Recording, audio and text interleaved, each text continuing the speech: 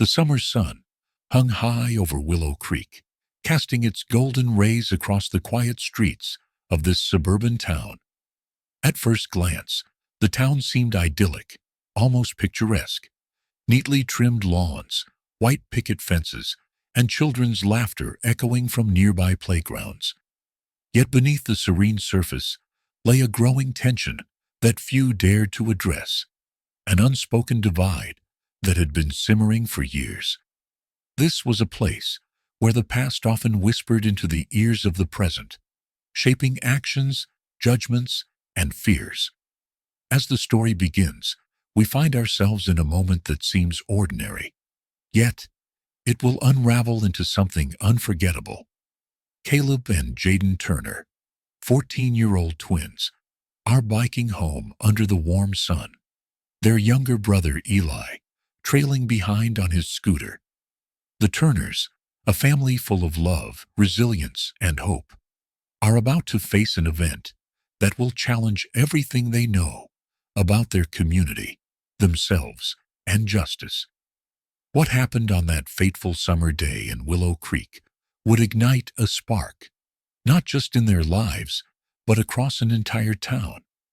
And while the Turner family's journey begins with pain and fear, it evolves into something far greater, a fight for truth, unity, and change. The gas station on Maple Avenue buzzed with its usual mid-afternoon activity. Cars lined up at the pumps, their drivers sweating in the summer heat, while inside, the air-conditioned convenience store offered a brief respite. Caleb and Jaden leaned their bikes against the side of the building, the squeaks of the wheels breaking the ambient hum of the day. "I'll grab the drinks," Caleb said, tossing his twin a knowing glance. "Fine," Jaden replied, grinning, "but I'm picking the snacks. No more boring pretzels." The brothers entered the store, their easy banter masking the unease they both felt under the cashier's watchful gaze. Mr. Caldwell, an older white man with a permanent scowl etched into his features, followed their every move with narrowed eyes. It wasn't the first time Caleb and Jaden had felt this. The weight of suspicion, based on nothing but the color of their skin. "Ignore him," Caleb murmured, grabbing 2 bottles of lemonade from the cooler. Jaden wandered down the snack aisle, selecting a bag of chips with exaggerated deliberation. "These are the ones," he said, holding them up with mock triumph. The boys approached the counter together, Caleb pulling exact change from his pocket. He placed the money on the counter, careful not to make any sudden movements. Mr. Caldwell snatched it up, counting it twice, before bagging their items with deliberate slowness. "Don't think I didn't see you lurking around," Caldwell muttered, his eyes narrowing further. "You kids, always up to no good." Caleb's jaw tightened, but he said nothing. Jaden, however, couldn't help himself. "We paid for our stuff, sir. Maybe you should check the cameras if you're so sure we did something." Caldwell's face flushed with anger. "Watch your mouth, boy," he snapped. "I'll call the cops on you faster than you can blink." The brothers grabbed their bag and left the store, their shoulders tense. "Don't let it get to you," Caleb said, though his own voice betrayed his unease. Before Jaden could respond, the unmistakable wail of a police siren pierced the air.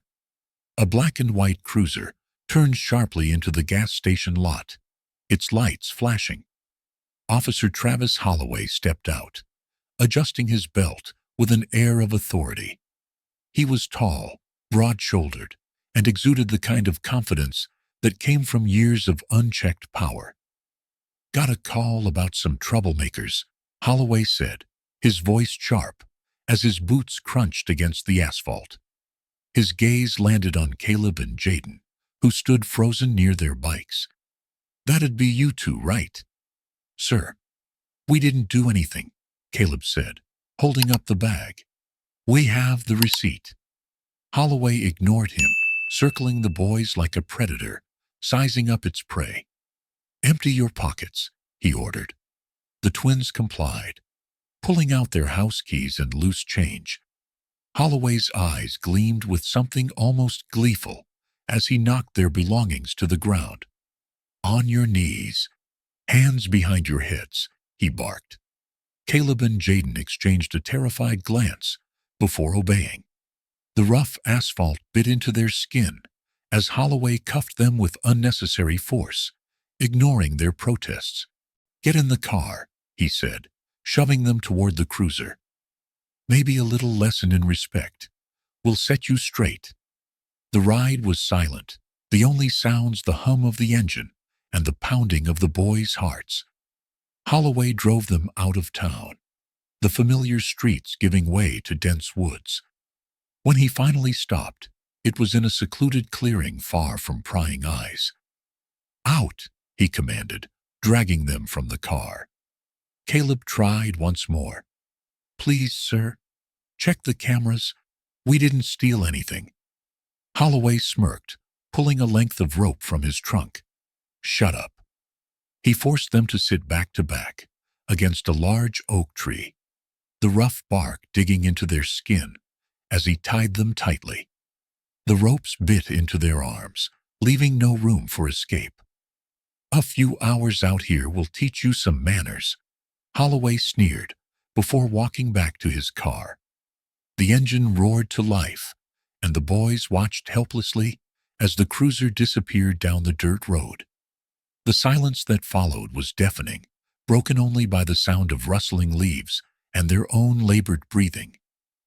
"What do we do now?" Jaden whispered, his voice shaking. "We stay calm," Caleb replied, though he was trembling too. "Someone will find us." Minutes felt like hours as the sun dipped lower in the sky, casting long shadows across the clearing. Every rustle of leaves made their hearts leap, each sound amplified by the oppressive stillness of the woods. Then, a bark shattered the silence. A German shepherd bounded into the clearing, followed closely by an older woman in a purple tracksuit. "Good Lord," she gasped, rushing toward them. "What happened here?" "A police officer," Caleb said hoarsely. "He left us here." Evelyn Monroe knelt beside them, her hands deftly working at the knots. "I know exactly who you're talking about," she muttered, her voice laced with anger. "That man has been a problem for years." As the ropes fell away, Caleb and Jaden staggered to their feet, rubbing their sore wrists. Evelyn pulled out her phone. "Let's get you home," she said. "And then, we're going to make sure everyone knows what happened here." The sun had almost disappeared by the time Evelyn led the boys back to her car. But even as the shadows of the woods closed in, the spark of something new began to ignite in Caleb and Jaden. This wasn't just about what had been done to them. It was about what they were going to do next. The Turner family sat in their living room, the air thick with the weight of what had just transpired. Diana paced back and forth, her hands trembling as she occasionally reached for her phone, checking it compulsively as though a new message might somehow provide clarity. Malcolm sat rigidly in his armchair, his elbows on his knees, his hands clasped tightly together, as if holding himself back from shattering under the pressure. Caleb and Jaden sat on the couch, their heads bowed, the raw marks on their wrists from the ropes still visible. Eli was curled up next to them, his small frame tucked into Caleb's side, trying to make sense of the fear that lingered in the air. The usually lively house had been subdued into silence, interrupted only by the occasional sniffle or muffled sob. The doorbell rang, breaking the uneasy quiet. Malcolm shot to his feet, his long strides taking him to the door. He opened it to reveal Evelyn Monroe, the jogger who had found Caleb and Jaden tied to the tree. She carried a quiet but determined energy, her silver hair pulled back into a neat bun. In her hands was a folder stuffed with documents. "May I come in?" she asked softly, her voice steady despite the turbulence of the situation. Malcolm stepped aside to let her in. "Thank you for everything," he managed, his voice hoarse. Evelyn nodded in acknowledgement and stepped into the living room, her sharp eyes taking in the shaken family. Evelyn pulled up a chair and sat across from the twins. "How are you holding up?" she asked gently. Caleb and Jaden exchanged a glance, neither quite ready to articulate the swirl of emotions inside them. Evelyn didn't press them. Instead, she turned to Diana and Malcolm. "What happened to your sons is an atrocity," she began, her voice firm now. "But it's part of a larger problem that's been allowed to fester for too long." Malcolm's jaw tightened. "We know that. But what can we do? We're just one family against an entire system." Evelyn leaned forward, her eyes gleaming with resolve. "You're not alone in this. I've spent decades fighting battles like this one. And I can tell you, the first step is making your story heard." Diana wiped her eyes. "Who would listen?" "The world," Evelyn said, pulling out her phone. "But we need to act quickly.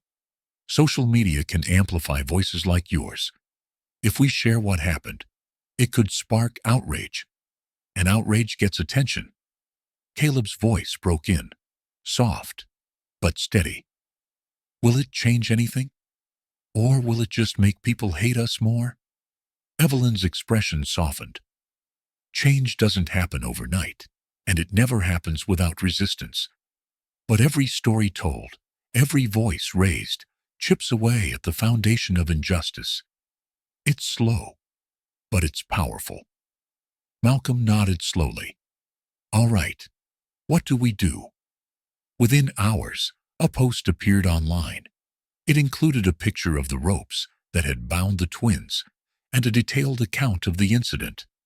Evelyn had taken care to write it, with clarity and precision, leaving no room for ambiguity. Diana hesitated before clicking post, but Malcolm placed a reassuring hand on her shoulder. Together, they hit the button. By the next morning, the story had taken on a life of its own. Shares, comments, and reactions flooded their phones. Some were supportive, expressing outrage and offering help. Others were cruel, accusing the family of lying or exaggerating. The duality of the responses was overwhelming. Eli, too young to grasp the complexities, clung to Diana, asking why people were being mean. "Because some people don't understand," she explained gently, brushing his curls back from his face. "But that's why we have to speak up, so they can learn." Later that evening, the Turners' front yard filled with neighbors and community members. Some came to offer support. Others came out of curiosity. Diana's co-worker, Sarah, brought over a casserole, while another neighbor, Mrs. Bailey, hugged Jaden so tightly he had to gently pry her off. Evelyn stood at the center of the gathering, her voice carrying over the hum of the crowd.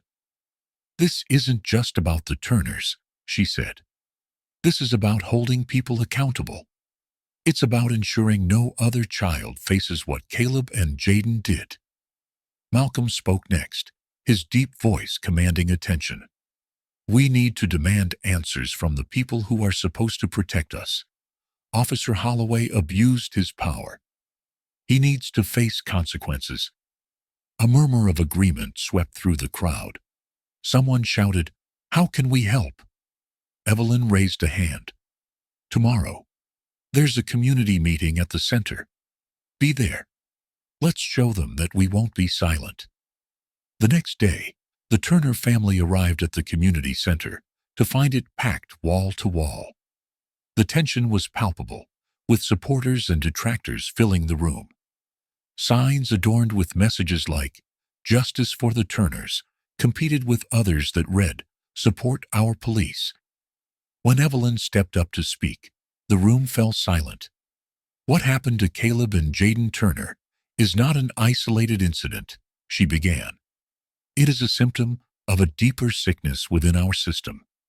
As Evelyn laid out the facts, murmurs rippled through the crowd. She then turned the microphone over to Caleb and Jaden. Both boys hesitated, but found strength in each other. Caleb's voice trembled as he began.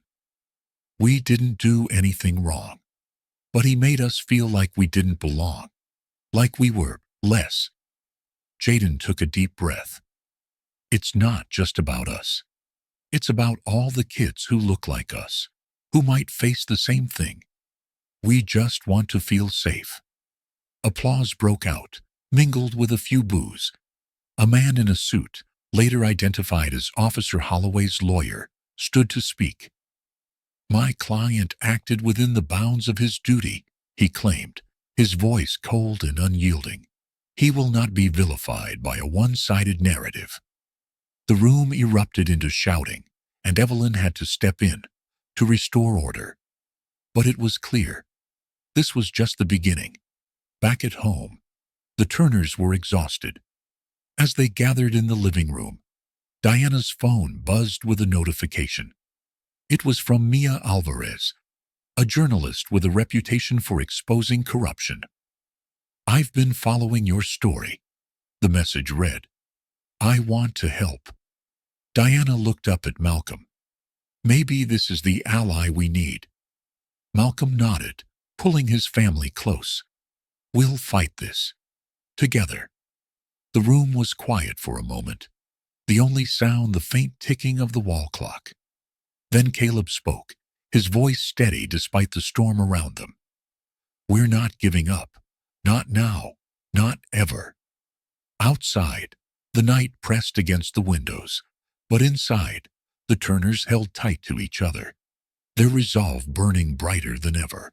The Turner family's living room was uncharacteristically silent. Normally a hub of laughter, chatter, and the occasional bickering, the air now felt heavy with tension. Caleb and Jaden sat on the couch, shoulders touching for reassurance, while their parents, Diana and Malcolm, hovered nearby. Evelyn Monroe, sitting composedly in the armchair, held the room's attention as she outlined the next steps. We need to take this to the town hall meeting tomorrow, Evelyn said firmly. Your voices matter, and the community deserves to hear what happened. But what if no one listens? Caleb's voice was quiet, his usual confidence dimmed by the recent trauma. They'll listen, Diana interjected, her tone fierce. If they don't, we'll make them. Malcolm nodded in agreement, but added cautiously, we need to be careful. The pushback could be intense. People like Holloway have supporters who'll do anything to protect him. Evelyn leaned forward, her gaze steady and reassuring. That's why we'll stick together. Strength in unity. Caleb, Jaden, you're the heart of this. Speak your truth, and we'll amplify it. The next evening, the Turner family arrived at Willow Creek's town hall. The usually quiet building was buzzing with energy. Outside, protesters held signs with messages like, Justice for Caleb and Jaden, and End Police Bias. Counter-protesters stood across the street, their own signs declaring support for Officer Holloway. Inside, the atmosphere was equally charged. The room was packed, with every seat taken and a standing crowd lining the walls. On one side were allies of the Turners, neighbors, friends, and community activists. On the other side sat those who defended Holloway, a mix of his colleagues, local business owners, and residents who clung to the belief that he was just doing his job. Evelyn guided the Turners to a reserved row at the front. She gave Caleb and Jaden a reassuring nod as they took their seats. The meeting began with the mayor, a middle-aged man with a polished demeanor, calling the room to order. We're here to address a serious incident that has deeply impacted our community. Let's maintain decorum as we hear from all sides. First to speak was Evelyn. She approached the podium with the calm authority of someone used to commanding a courtroom. Ladies and gentlemen, she began, what happened to Caleb and Jaden Turner is not an isolated incident. It is a symptom of a deeper problem that we cannot ignore. These boys were treated not as children, but as threats. This community deserves better. Her words were met with a mix of cheers and grumbles. Evelyn stepped back, and the mayor called Caleb and Jaden to the podium. The twins exchanged a glance before standing. Caleb went first, gripping the edges of the podiums as he addressed the room. "My brother and I went to the gas station to buy snacks," he began. "We had money. We had a receipt. But that didn't matter. All the cashier saw was our skin color." His voice wavered, but he pressed on. "Officer Holloway didn't listen to us. He didn't care. He tied us to a tree and left us there like we were nothing." Jaden stepped forward, placing a hand on Caleb's shoulder. "We were scared. We thought we'd be stuck there forever. If it wasn't for Mrs. Monroe, I don't know what would have happened." The room erupted in applause from their supporters, mingled with murmurs of discontent from Holloway's defenders. The twins returned to their seats, visibly relieved to have spoken. As the meeting continued, tensions escalated. Several residents voiced their outrage at Holloway's actions, while others defended him vehemently. "Officer Holloway has been a pillar of this community for years," one man argued. "He's not a racist. He's just doing a tough job." "A tough job doesn't justify terrorizing kids," a woman shot back, sparking a heated exchange.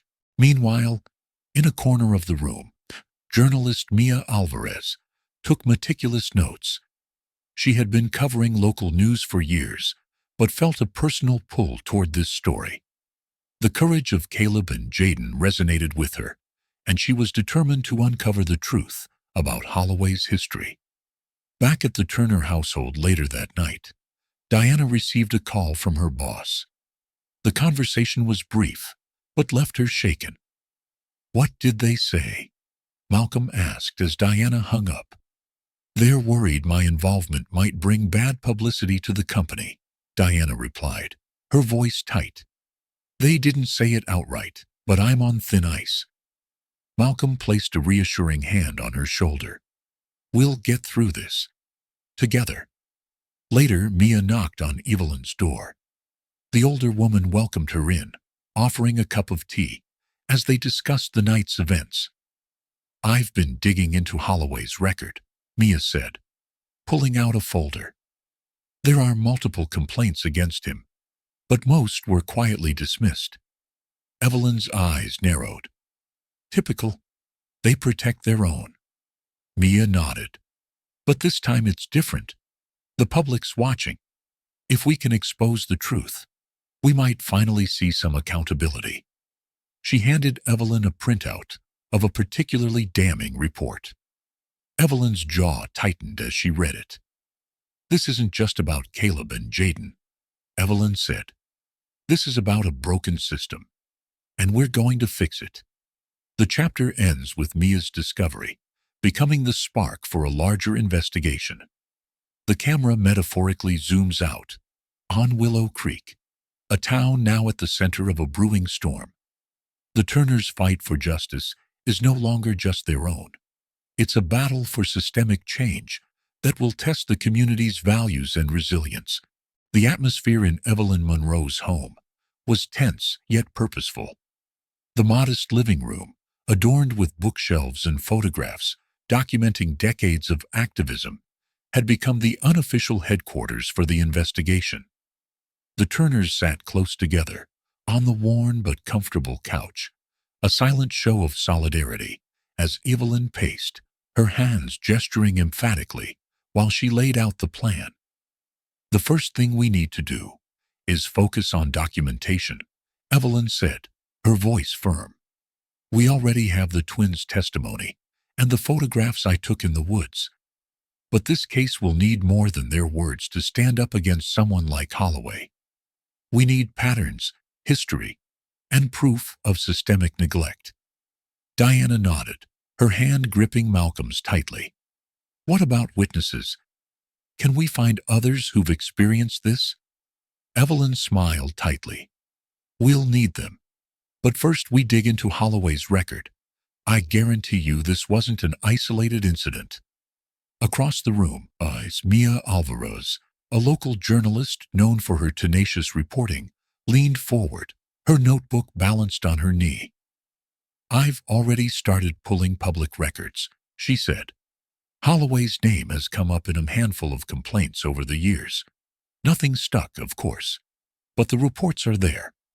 I'm working on connecting with my sources in the department to get more details." Caleb and Jaden exchanged a glance, their determination mirrored in each other's expressions. Caleb spoke first. "What can we do to help?"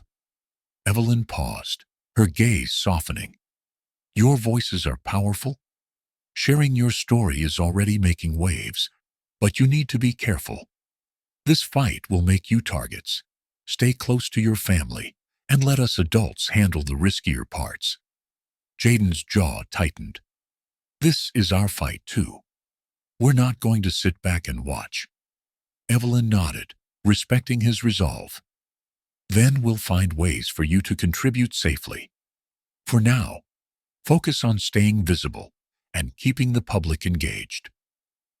The next day, Evelyn and Mia met at the courthouse to sift through public records. The dimly lit records room smelled faintly of mildew, and the hum of the fluorescent lights added to the oppressive atmosphere. Stacks of dusty files surrounded them as they pored over complaint logs, incident reports, and court cases involving Holloway. "Here," Mia said, sliding a file across the table. 3 years ago, a young black man filed a complaint against Holloway for excessive force during a traffic stop. The case was dismissed due to lack of evidence." Evelyn skimmed the report, her expression hardening. "And look here," she said, pointing to a familiar name. "The investigator who closed the case is the same one who signed off on dismissing Caleb and Jaden's complaint.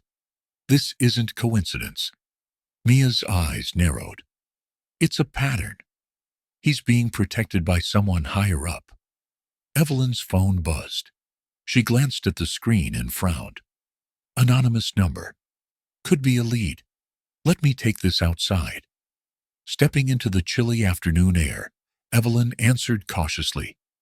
"This is Evelyn Monroe." A male voice responded, low and hesitant. "Ms. Monroe, my name is Detective Reed. I've seen the footage and the reports. Holloway isn't just a bad cop. He's part of a larger problem within the department. I can't say more over the phone, but I have information that could help you." Evelyn's grip on the phone tightened. "Why come forward now?" The line crackled with tension. "Because I'm tired of being complicit. Meet me at the Old Town Diner tonight. Booth in the back." That evening, Evelyn arrived at the diner with Mia by her side. The fluorescent lights buzzed softly, and the smell of coffee and grilled cheese hung in the air.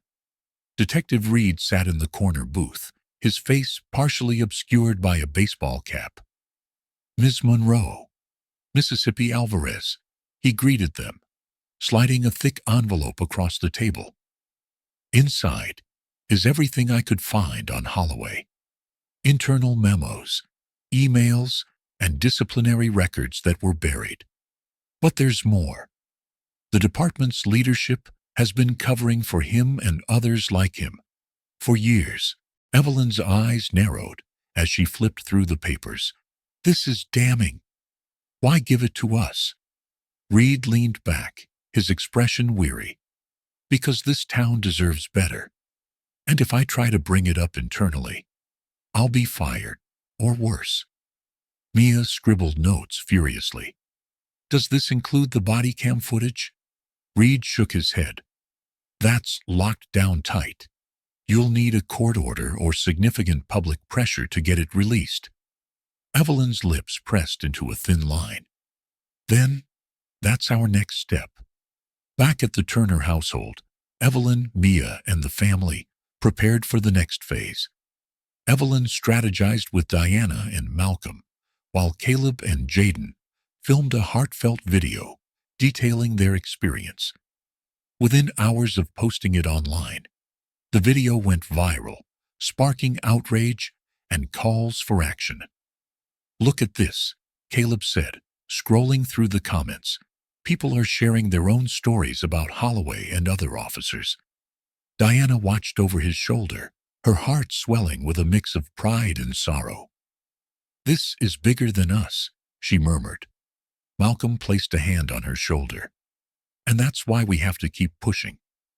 The local news picked up the story, followed by national outlets. Protests formed outside the police station, demanding justice for Caleb and Jaden.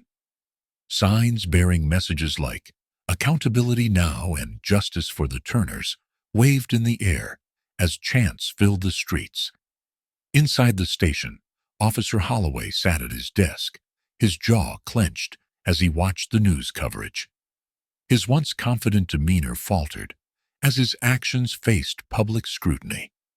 Over the following weeks, Evelyn and Mia worked tirelessly to compile evidence. They met with lawyers, gathered affidavits from other victims, and organized community forums to keep the momentum alive. Detective Reed's documents proved invaluable, exposing not just Holloway, but a network of corruption within the department. One evening, Evelyn sat with Caleb and Jaden in her living room, explaining their next steps. The evidence is strong, but it won't mean anything if we can't release the body cam footage. That's what will turn public opinion and force accountability. Caleb's brow furrowed.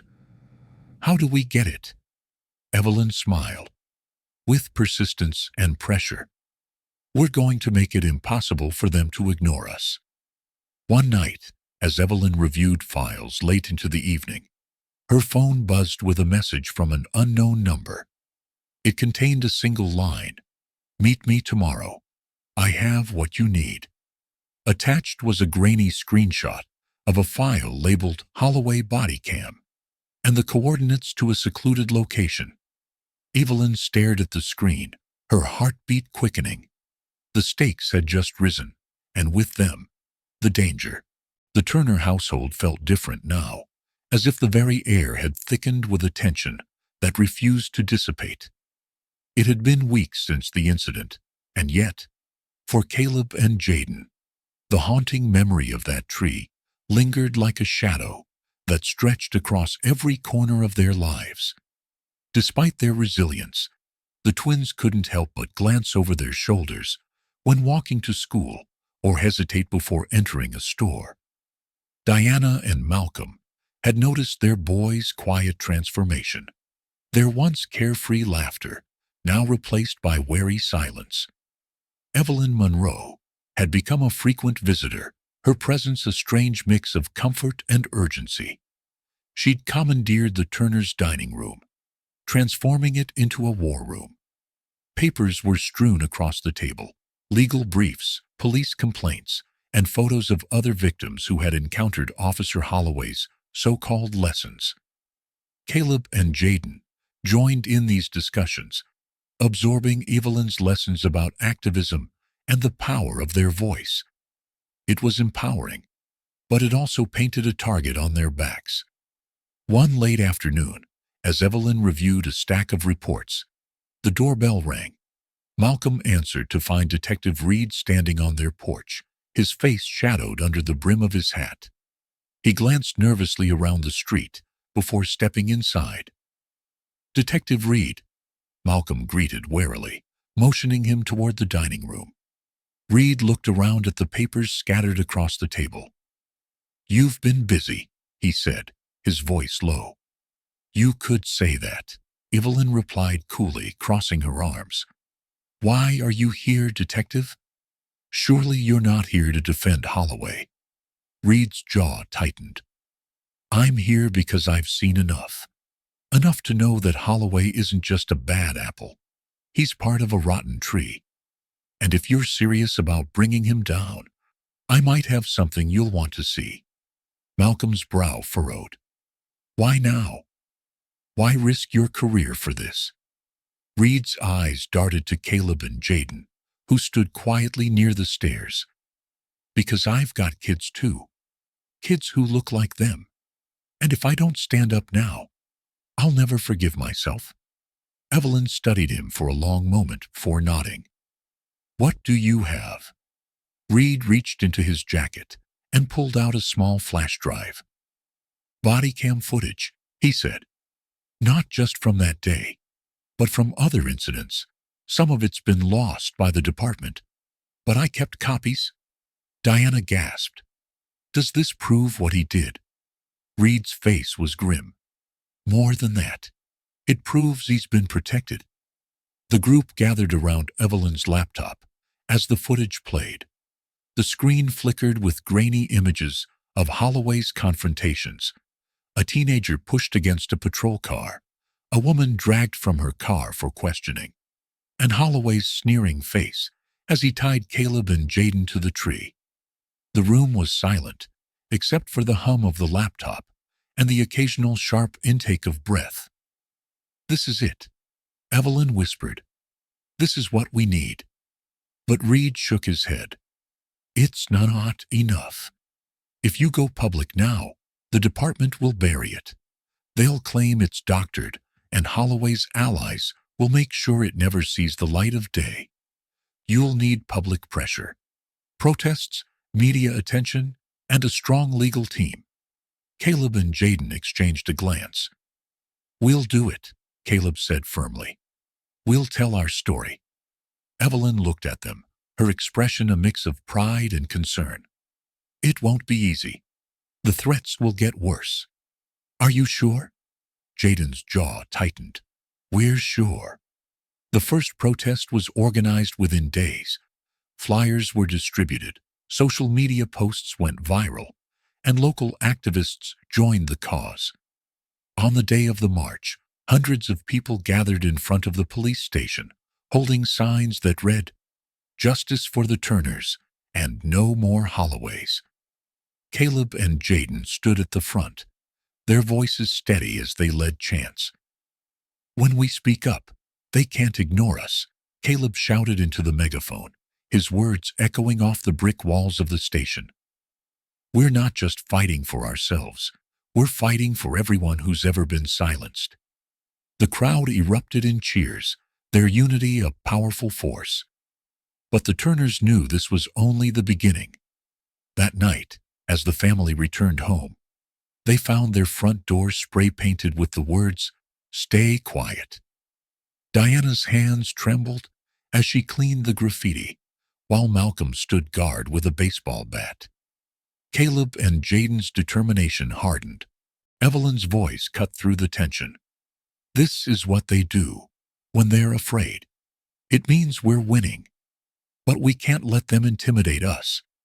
The threats escalated in the following days.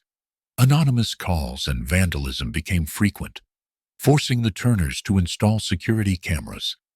Evelyn's home was also targeted, with bricks thrown through her windows, but she remained undeterred. "I've been through worse," she told Caleb and Jaden with a steely resolve. "And I'm still here. So are you." Detective Reed's information led to a breakthrough. The body cam footage revealed a pattern of misconduct, not only from Holloway, but from others within the department. Evelyn and Mia Alvarez, the journalist, worked tirelessly to compile a report exposing the systemic corruption. But accessing the footage legally would require more than just Reed's testimony. Evelyn filed a motion to subpoena the files, knowing it would be an uphill battle. The police union pushed back, claiming the footage violated officer privacy, but Evelyn's legal expertise kept their argument at bay. The night before the court hearing, Evelyn gathered the family and her team at the Turner home. "Tomorrow's crucial," she said. "If we win, we get the footage. If we lose, we keep fighting." Malcolm placed a hand on her shoulder. "We'll win. We have to." Caleb and Jaden exchanged a determined glance. Their fight wasn't over, but they were ready for whatever came next. Cliffhanger. As the Turners prepared for the hearing, a late-night knock at the door revealed an envelope left on their porch. Inside was a USB drive and a note that read, "You'll need this." The family gathered around the laptop, holding their breath as Evelyn inserted the drive. The crisp morning air was thick with tension as Willow Creek's courthouse steps filled with reporters, protesters, and concerned citizens. Placards bearing messages like "Justice for Caleb and Jaden" and "End Police Abuse" waved high above the crowd. The Turners stood at the edge of the throng, their faces a mixture of determination and unease. Today was pivotal. The day Officer Holloway's body cam footage would be presented in court, potentially tipping the scales of justice. Diana squeezed Caleb's hand, while Malcolm kept a protective arm around Jaden.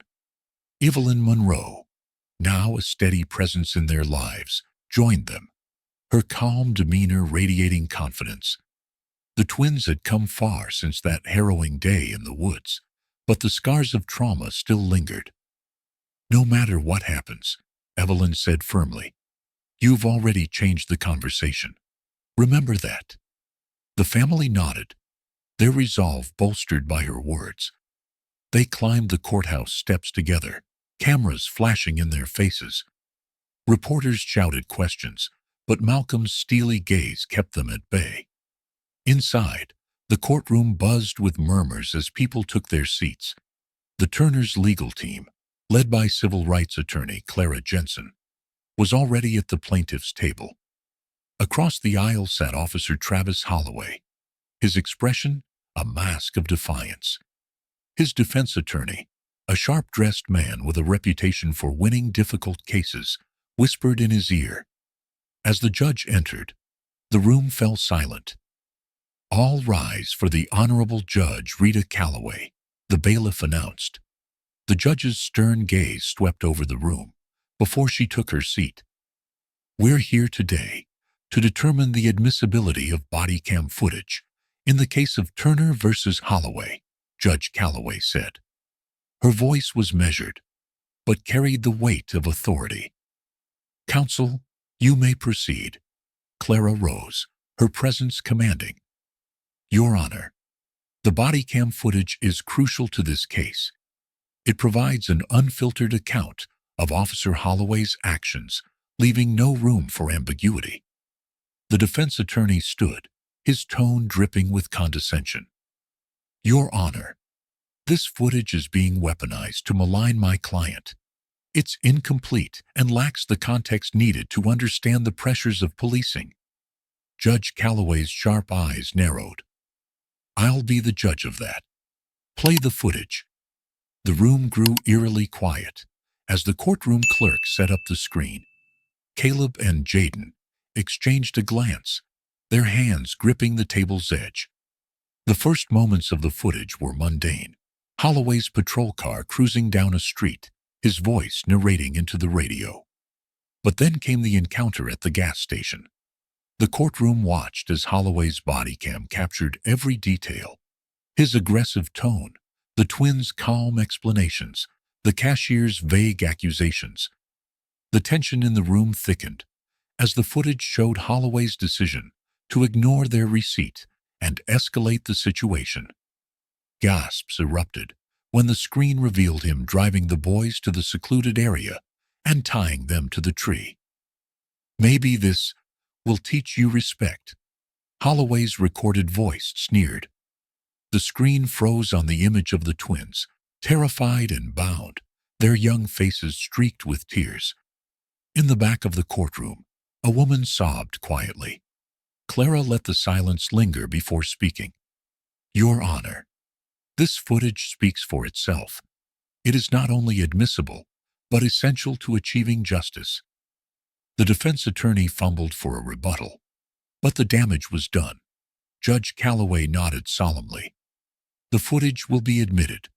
Court is adjourned for today."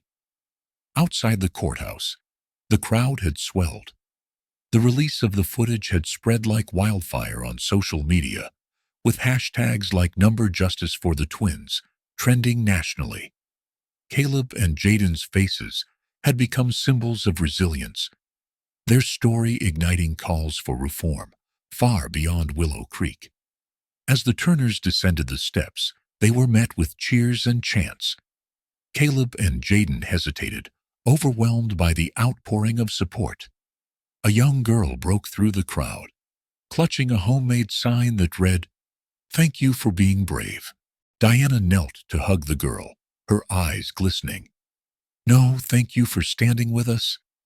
That evening, the Turner household was a whirlwind of activity. Friends, neighbors, and activists gathered to strategize the next steps.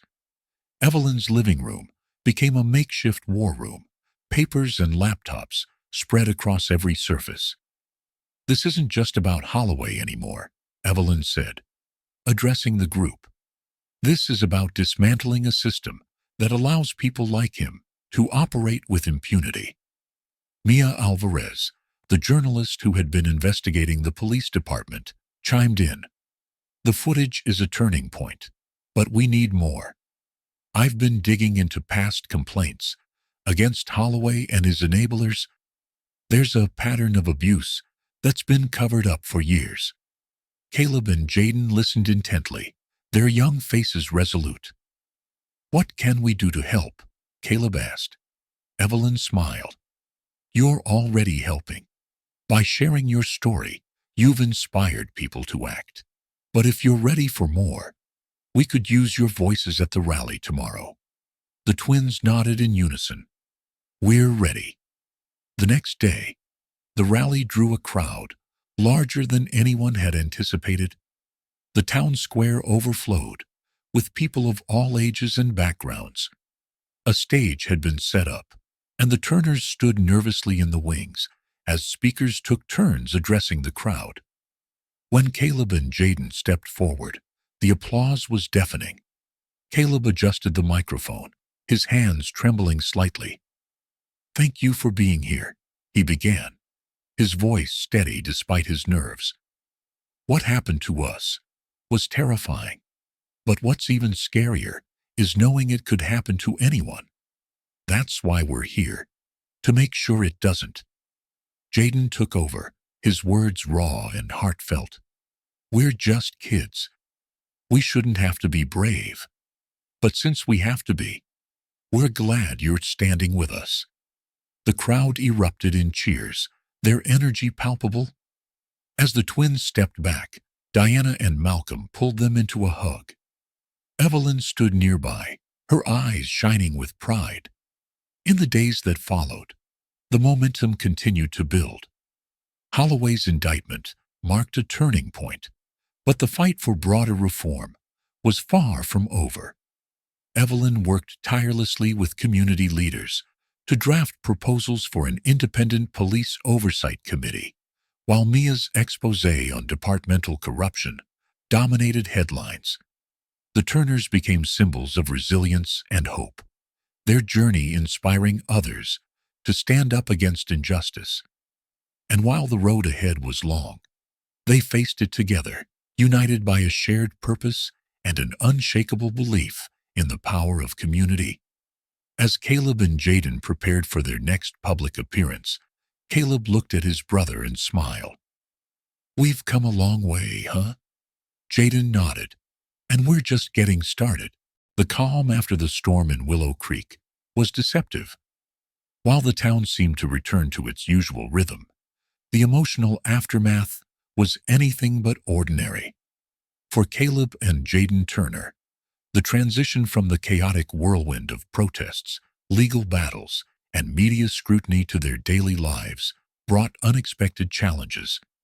They were celebrated as local heroes, yet every glance in the hallways of their school, every hushed whisper as they walked past, reminded them of how their trauma had turned them into symbols of change. Caleb, once the more outspoken of the twins, found himself retreating into silence. Nightmares of being tied to the tree plagued his sleep, and the weight of expectations from the community felt suffocating. He was supposed to be strong, a role model, a leader. But inside, he felt like he was crumbling. Jaden, on the other hand, threw himself into activism. The protests, interviews, and youth workshops became his way of coping, his method of processing the events they had endured. Yet even he couldn't shake the lingering anger that simmered beneath his calm exterior. Diana and Malcolm, too, grappled with their own reflections. Diana's unwavering belief in justice had been tested, leaving her questioning how to shield her children while still pushing for meaningful change.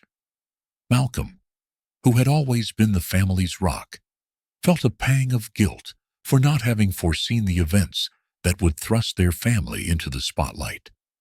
"I can't stop thinking about how easily it could have been worse," Malcolm admitted one evening as he and Diana sat at the kitchen table. The late-night conversation was a rare moment of vulnerability between the couple. What if Evelyn hadn't been there? Diana reached across the table, her hand finding his. But she was. And now, it's up to us to make sure this doesn't happen to anyone else. Meanwhile, Officer Travis Holloway found himself at a breaking point. As public opinion turned overwhelmingly against him, his once steadfast allies within the police department began to distance themselves. Holloway had always believed he was doing the right thing, maintaining order, enforcing the law. But as he watched the body cam footage from that fateful day play on national news, he couldn't deny the malice in his own actions. Late one night, he sat in his dimly lit apartment, a glass of whiskey untouched on the coffee table in front of him. On the wall hung a photograph of himself in uniform, taken years ago when he had first joined the force. He remembered the pride he'd felt, the sense of purpose. Now all he saw was a hollow man in the reflection of the glass frame. Evelyn Monroe became an even greater source of guidance for the Turner family. She encouraged Caleb and Jaden to join a therapy group for teenagers who had experienced racial trauma. Though hesitant at first, the twins found solace in hearing others' stories, realizing they were not alone in their struggles. One evening after a session, Caleb turned to Evelyn as she drove them home. "How did you keep going, Miss Monroe, after everything you've been through?" Evelyn smiled softly, her hands steady on the wheel. "You don't keep going because it's easy, Caleb. You keep going because the world needs you to, and because every step forward is a step closer to justice." Malcolm's path to redemption came through his carpentry work. Known for crafting intricate furniture, he decided to channel his emotions into creating a sculpture for the community center.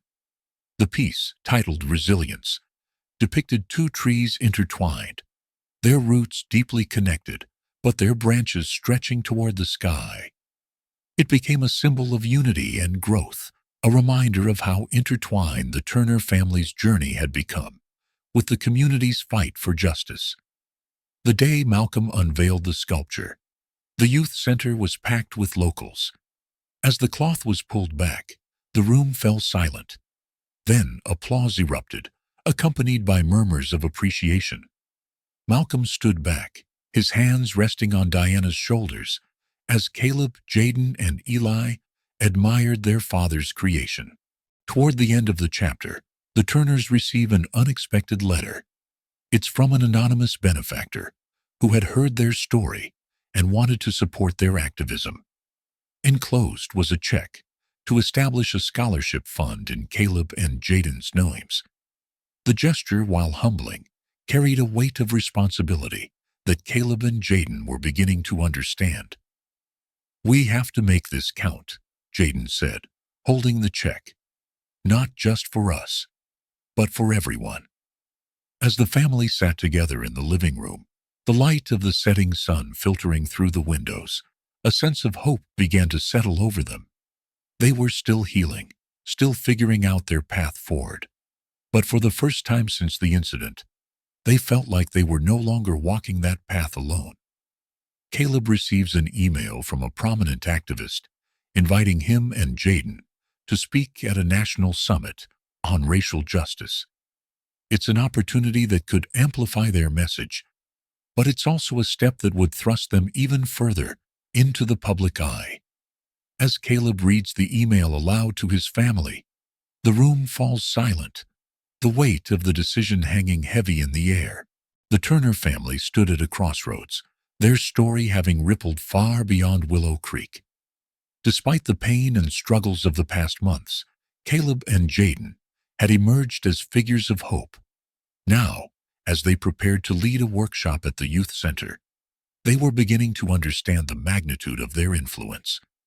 With Evelyn Monroe and their parents by their side, the boys stepped into their roles as leaders in a community striving for change. The youth center buzzed with energy as young people from across the town gathered for Caleb and Jaden's workshop on racial justice and civic engagement. The walls were adorned with posters bearing messages like, "Stand together, speak out, and change starts with us." Caleb, standing before a microphone, looked out at the crowd, a mixture of kids their age, parents, and even a few local officials. Jaden began, his voice steady but passionate. "We didn't ask to be here, but we're here now. What happened to us wasn't just about two boys at a gas station. It was about a system that's been broken for a long time, and we're here to talk about how we fix it." The twins led the group through exercises that encouraged self-expression and unity. They asked participants to share their experiences with bias and injustice, creating a safe space for dialogue. Caleb noticed a shy girl in the corner, hesitating to speak, her hands fidgeting with a bracelet. He approached her during a break, offering quiet encouragement. "Your voice matters," he said. "We're all here to listen." By the end of the session, the girl had shared her story, a tale of bullying and exclusion that struck a chord with the audience. Her bravery inspired others to open up, and the workshop ended with a collective sense of empowerment. Meanwhile, Evelyn Monroe was hard at work organizing a summit to bring together community leaders, law enforcement, and activists. Held in the town's largest meeting hall, the summit was an ambitious endeavor, aimed at fostering dialogue and identifying actionable reforms. Evelyn enlisted Caleb and Jaden as keynote speakers, knowing their story would set the tone for the event. On the day of the summit, the hall was packed. Police officers sat alongside activists, their body language tense but open. The twins stood on stage, their voices echoing through the room as they recounted their journey and shared their vision for a better future. "It starts with listening," Jaden said. "We've all been hurt, but if we can't hear each other, we can't heal." Caleb added, "And it's not just about hearing, it's about doing, about showing up for each other, every day." Their words were met with a standing ovation, but the road to unity was far from smooth. Tensions flared during breakout sessions as deeply entrenched biases clashed with calls for reform. Evelyn, ever the mediator, reminded participants of the summit's purpose. "Change isn't comfortable," she said firmly, "but it's necessary." As the summit unfolded, journalist Mia Alvarez's expose on Officer Holloway's enablers sent shockwaves through Willow Creek. The article revealed years of complaints against Holloway that had been ignored or dismissed by senior officers. It named names, implicating individuals in the police department and town leadership who had shielded Holloway from accountability. The piece ignited a firestorm. Several officials resigned in disgrace, while others scrambled to issue public apologies. The police chief, under intense scrutiny, announced his retirement, leaving the department in disarray. For the Turners, Mia's work was both vindicating and overwhelming. Diana and Malcolm watched the news coverage with a mix of relief and apprehension, knowing the fight for justice was far from over.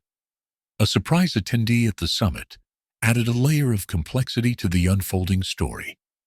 Luke Holloway, Travis Holloway's estranged younger brother.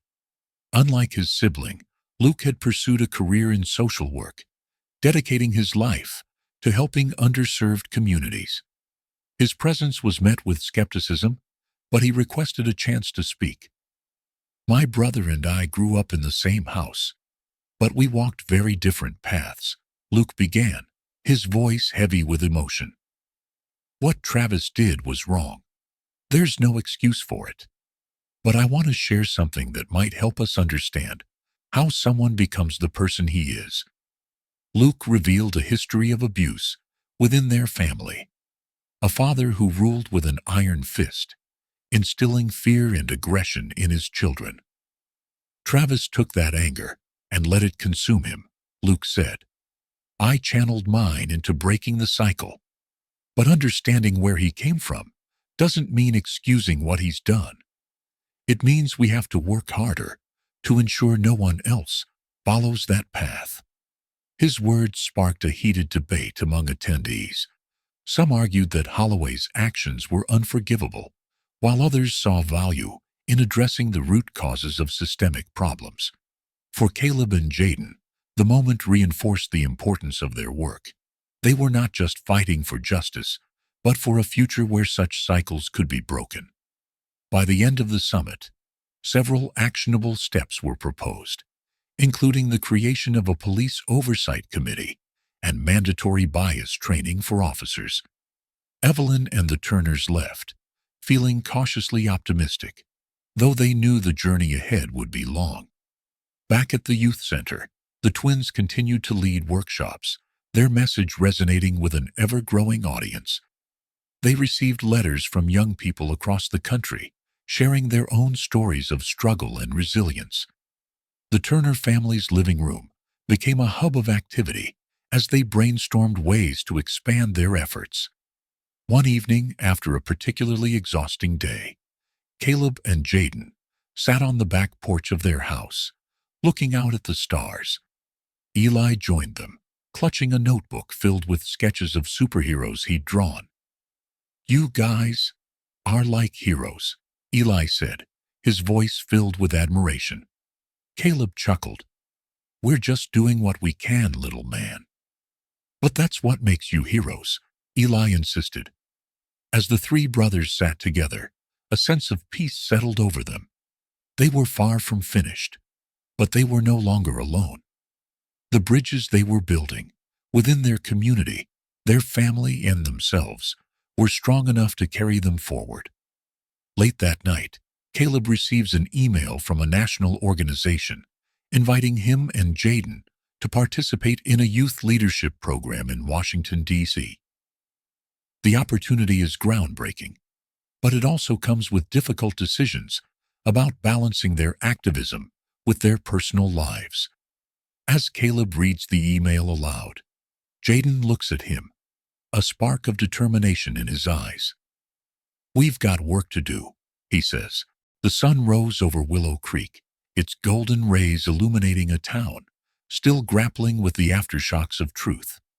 The community had made progress. Caleb and Jaden's story had ignited conversations about justice and reform. But real change required more than words. As Evelyn Monroe and the Turner family prepared to present a reform proposal to the city council, the stakes had never been higher. Evelyn, Caleb, and Jaden huddled around the dining room table in the Turner household, papers and notes spread across the surface. Evelyn's sharp eyes scanned a draft of their proposal, her pen occasionally tapping against her notebook. "We need to emphasize accountability," Evelyn said.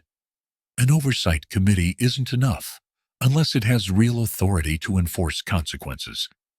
Jaden leaned forward, his brow furrowed. "And we can't just focus on punishment.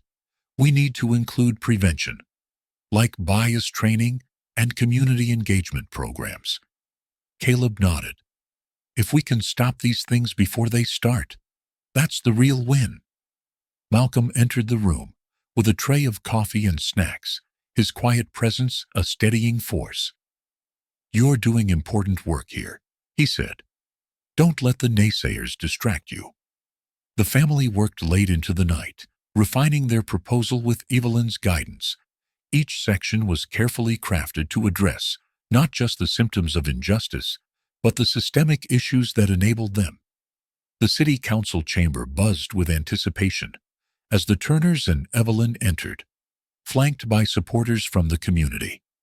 The room was packed, with standing room only, as residents, activists, and even police officers gathered to witness the pivotal meeting. Caleb and Jaden sat at the front, their speeches in hand. They glanced at each other, drawing strength from their shared resolve. When their turn came, Evelyn opened with a powerful statement. "We are not here to assign blame. We are here to propose solutions," she began. "Solutions that ensure no child in this town has to fear those sworn to protect them." Caleb spoke next, his voice steady but passionate. "We've seen what happens when power goes unchecked. We've lived it. This proposal isn't about targeting individuals. It's about fixing a system that failed." Jaden followed, his tone resolute. "We're not asking for a miracle. We're asking for accountability, for transparency, for a town where everyone, no matter their skin color, feels safe." The council members listened intently, their expressions ranging from thoughtful to skeptical. Some murmured among themselves, while others jotted down notes. Not everyone in the room supported the proposal. A local business owner stood to voice his concerns, claiming that increased oversight would tie the hands of law enforcement and lead to higher crime rates. His remarks were met with scattered applause from a small group in the back. Evelyn responded calmly but firmly. "Accountability doesn't weaken law enforcement. It strengthens it. A community that trusts its police is a safer community." The most vocal opposition came from Councilman Richard Hayes, who had long been an ally of the police department. "This proposal is nothing more than a knee-jerk reaction," he argued. "It's based on one incident and risks undermining the integrity of our officers." Diana Turner stood then, her voice steady but filled with emotion. "This isn't about one incident, Councilman. It's about years of feeling invisible, unheard, and unsafe. My son's experience was the spark, but the fire has been burning for a long time." Her words silenced the room, leaving a palpable tension in the air. Outside the chamber, the scene was equally charged. Protesters lined the streets, their signs bearing messages like "Justice for All" and "Reform Now." News cameras captured the energy of the crowd, broadcasting it to a growing national audience. Evelyn and the Turners stepped outside briefly to address the protesters, their voices amplified by a makeshift sound system. "We're here because of you," Caleb said, his words met with cheers. "Your voices have carried this movement. Together, we're unstoppable." As they spoke, Mia Alvarez's phone buzzed with an update. She smiled as she read the message and quickly approached Evelyn. "The mayor just issued a statement supporting your proposal," Mia said. "It's not an official endorsement, but it's a start." The vote back in the chamber, the council prepared to vote. The tension was thick as each member cast their decision. The final tally revealed a narrow victory. The reform proposal had passed. Cheers erupted from the crowd, and Caleb and Jaden embraced their parents as tears of relief and joy streamed down their faces. Evelyn, ever composed, allowed herself a small smile of triumph. That evening, as the family celebrated at home, a package arrived for Caleb and Jaden. Inside were official invitations to a prestigious youth leadership summit in Washington, D.C., sponsored by a national civil rights organization. The opportunity was incredible, but it came with a catch. They would need to leave Willow Creek for an extended period. The twins sat on the porch, the invitations in hand. "What do we do?" Jaden asked, his voice tinged with uncertainty. "We've built something here," Caleb replied. "But maybe this is how we take it to the next level." Their conversation was interrupted by a sudden sound, a brick crashing through the living room window. Attached to it was a note, scrawled with hateful words, "Leave or else." The family gathered in the living room, the broken glass, a stark reminder of the challenges they still faced. Malcolm put a protective arm around Diana, while Evelyn called the police. "We'll figure this out together," Evelyn said firmly. "But you can't let fear dictate your decisions." As the night wore on, the family's resolve only deepened. Caleb and Jaden knew the path forward wouldn't be easy, but they also knew they weren't walking it alone. "We're not backing down," Caleb said, his voice steady. "Not now. Not ever." The Turner family home bustled with quiet excitement.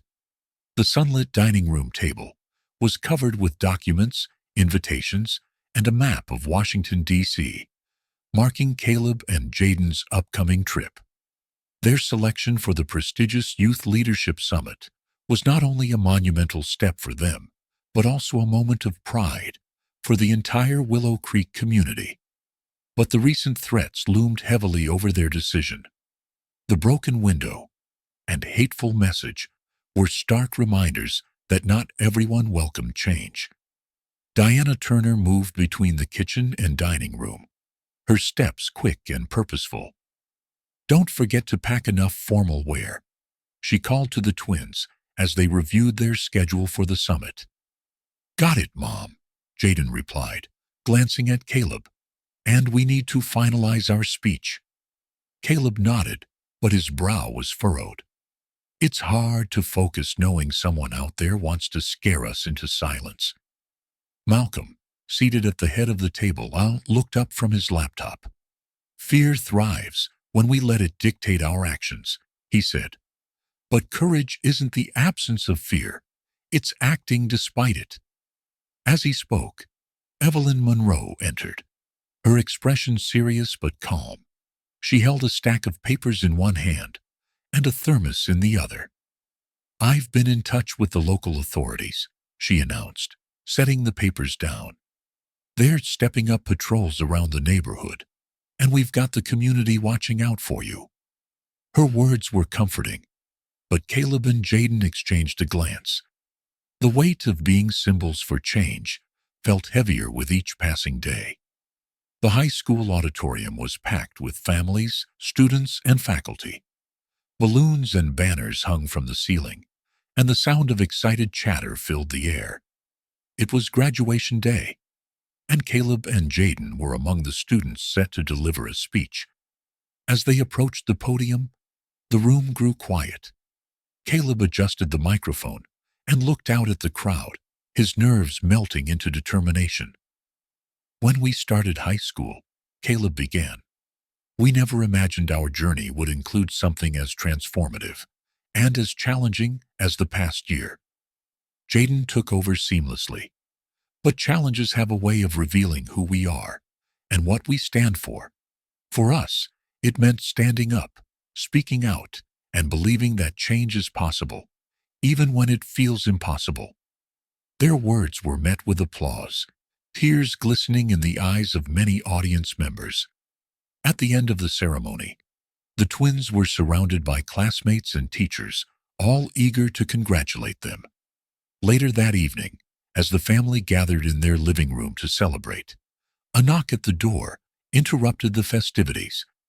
Malcolm opened it to find Officer Travis Holloway standing on the porch, dressed in plain clothes and looking distinctly uncomfortable.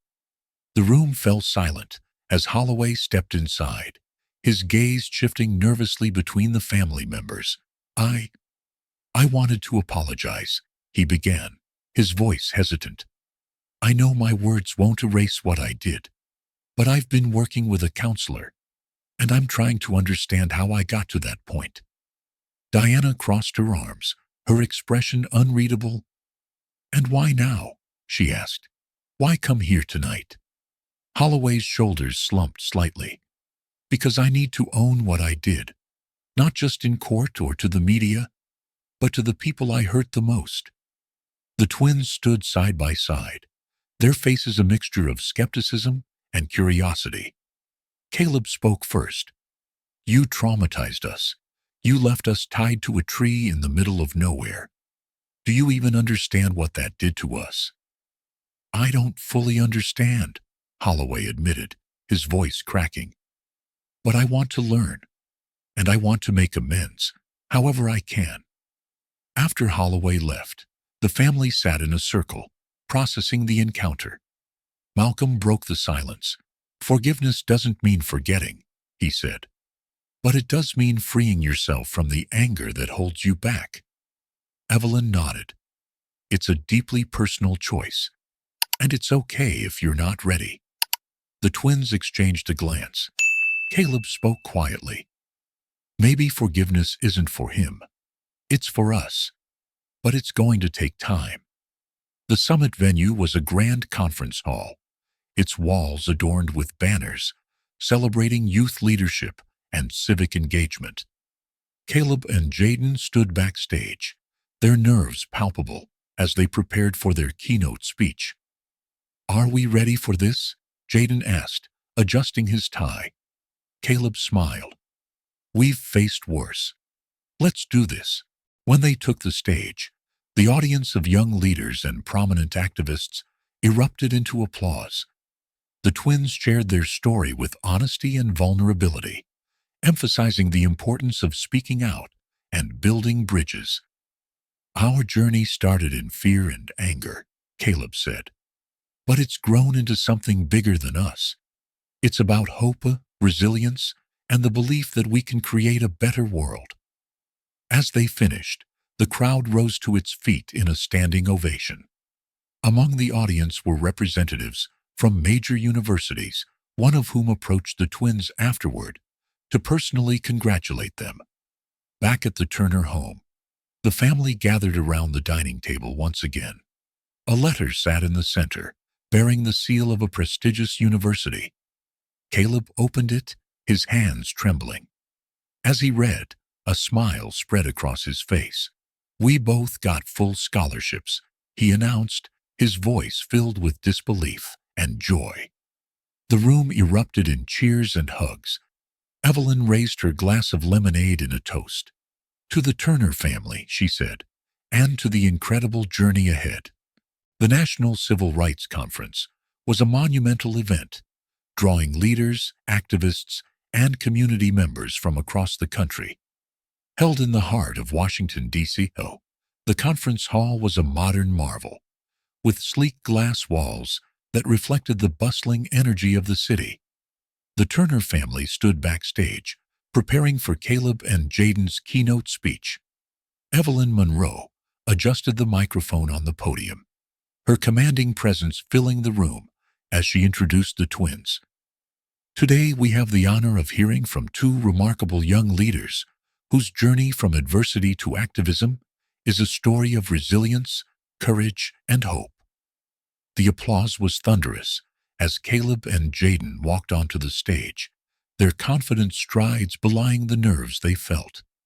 The massive audience, a sea of attentive faces, seemed to hang on their every word. Caleb began, his voice clear and steady. "A year ago, we were two kids in Willow Creek, just trying to get through our day. What happened to us could have broken us, but instead, it brought us here." Jaden picked up seamlessly. "Our story isn't unique, and that's why we're here. For every voice that's been silenced, for every injustice that's gone unnoticed, we stand as proof that change is possible." They recounted their journey, from the terror of that day in the woods to the triumph of passing the police oversight reforms in Willow Creek. Their words were a powerful blend of honesty, vulnerability, and determination, drawing tears and cheers from the audience. "Change starts with courage," Caleb concluded, his voice filled with conviction, "and courage is contagious." As the applause echoed through the hall, the Turner family sat together in the front row, beaming with pride. Diana wiped a tear from her eye, while Malcolm squeezed her hand, his expression a mixture of pride and reflection. After the speech, Caleb and Jaden were swarmed by reporters, fellow activists, and young leaders eager to connect. One young attendee, a high school student named Maya, approached them with a trembling voice. "Hearing your story gave me the courage to stand up against the bullying in my school," she said. "Thank you for inspiring me." The twins exchanged a look, their resolve deepening. "That's why we're here," Jaden said warmly. "To make sure everyone knows their voice matters." The conference also marked Evelyn Monroe's official retirement. At a private reception later that evening, she addressed the Turner family and a close circle of allies. "I've spent my life fighting for justice," Evelyn said, her voice both weary and proud. "But it's time to pass the torch to the next generation. Caleb, Jaden, and young leaders like them give me hope that the fight will continue." She presented the twins with a signed copy of her memoir, which detailed her decades-long career and her role in their journey. The book's dedication read, "To Caleb and Jaden, for proving that the future is bright." Back in Willow Creek, the impact of the Turner family's efforts was evident. The youth center was thriving, with programs for mentorship, art, and civic engagement expanding under the twins' leadership. The community had rallied together, forming bonds that transcended racial and socioeconomic divides. At a park celebration held in their honor, the Turners were surrounded by friends, neighbors, and supporters. Laughter and music filled the air as kids played on the newly built playground, a project funded by the scholarship established in Caleb and Jaden's names. Officer Travis Holloway was also present. His presence still met with mixed reactions. Over the past months, he had worked tirelessly on community projects, attending restorative justice sessions, and volunteering at the youth center. While many still harbored skepticism, his actions spoke louder than words. Approaching the twins, Holloway extended a hand. "I just want to thank you," he said quietly, "for giving this town and me a chance to change." Caleb hesitated for a moment before shaking his hand. "Change isn't easy," he said, "but it's worth it." That evening, as the family gathered on their porch, they reflected on their journey. The sky was painted with shades of orange and pink as the sun set, casting a warm glow over the neighborhood. "You've come a long way," Malcolm said, his voice thick with emotion. "But this is just the beginning." Diana nodded, her arm around Eli, who had fallen asleep after an exhausting day of play. "The seeds you've planted will grow into something incredible." Caleb and Jaden looked at each other, their determination shining brightly. "We're ready," Caleb said, "for whatever comes next." The chapter ends with Caleb and Jaden delivering another speech, this time at their university orientation. As they address their peers, their words echo the themes of resilience and hope that have defined their journey. "We all have the power to make a difference," Jaden said. "No matter where we come from or what we've been through, our voices can change the world." The camera pans out to show the Turner family watching proudly from the audience. Their story, a testament to the power of unity, courage, and love. As we wrap up this powerful story, we want to hear from you. What moments touched you the most? How did this journey resonate with your own experiences or hopes for change? Share your thoughts in the comments below. We read every single one, and your voice matters. If this story moved you, hit that subscribe button and join our growing community. There's so much more to come. Stories of resilience, redemption, and hope that remind us all of the power we have to make a difference. Don't miss the next chapter, where we dive into another life-changing tale that will leave you inspired and wanting more. See you there.